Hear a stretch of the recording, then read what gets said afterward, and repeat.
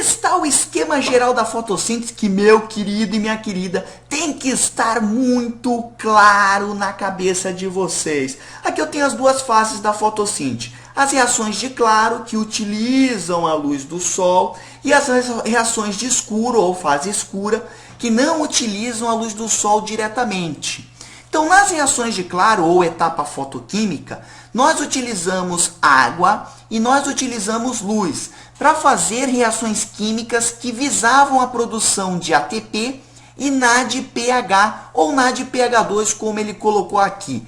Nessas reações químicas, que eram a fotólise da água, onde a água era quebrada, e as fotofosforilações, onde eram produzidos ATP e NADPH2, eu liberava o oxigênio atmosférico. Maravilha! ATP e NADPH2, ou NADPH, produzidos na fase clara, são enviados para a fase escura. Então, o que aconteceu aqui, na verdade? A fase clara, não se esqueçam, ela pegou a energia da luz do sol e transferiu essa energia para essas moléculas, que nada mais são do que moléculas carregadoras de energia.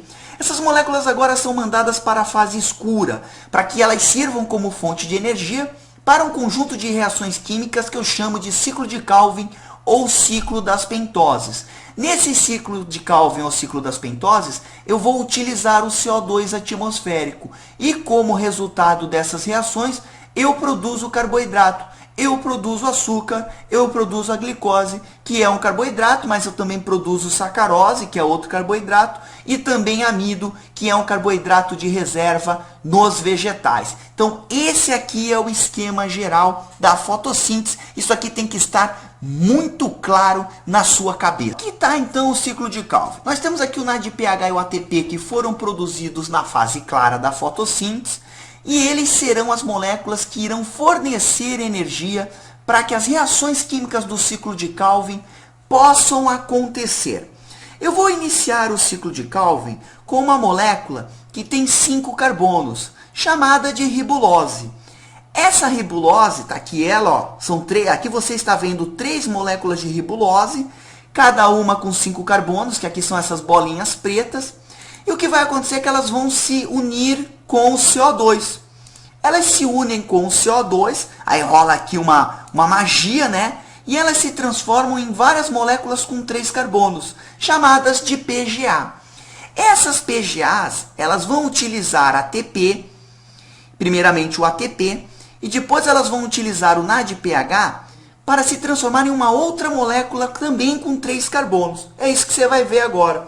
Tá lá, ó, elas usam ATP, rola de novo uma bruxaria aqui, né? Então, ó, biribicatabamba, formo a PGAL, né? Ainda não formei, agora eu vou usar o NADPH. Vem NADPH, nós estamos te esperando, beleza. Agora mais uma bruxaria, biribicatabamba, e eu formei o PGAL. Repare que aqui eu tenho 6 moléculas de PGAL. Dessas 6 moléculas, uma vai ser reservada para a formação de açúcar, por exemplo, formação de glicose. As outras 5, elas vão se recombinar com a utilização de ATP e elas vão se transformar em ribulose novamente. Reservei uma para formar açúcar, ela sai do ciclo, mas as outras se recombinam, manda ATP, porque tem que usar energia, biribicatabamba, elas voltam a ser ribulose. E o que vai acontecer é que essa ribulose vai reiniciar o ciclo de Calvin. Ela vai se juntar novamente com o CO2, com o gás carbônico proveniente da atmosfera. Vem CO2, nós estamos te esperando. Rola mais uma bruxaria de novo, biribicatabamba. Formo várias moléculas com 3 carbonos, o PGA, que usa ATP. Rola uma bruxaria, biribicatabamba. Agora uso o NADPH, biribicatabamba. Formo novamente o PGAL. Dessas moléculas PGAL vai aqui para formar açúcar, as outras voltam a se transformar em ribulose. Olha a glicose sendo formada aqui embaixo. Oh, glicose sendo formada. Então, esse aqui é o ciclo de Calvin.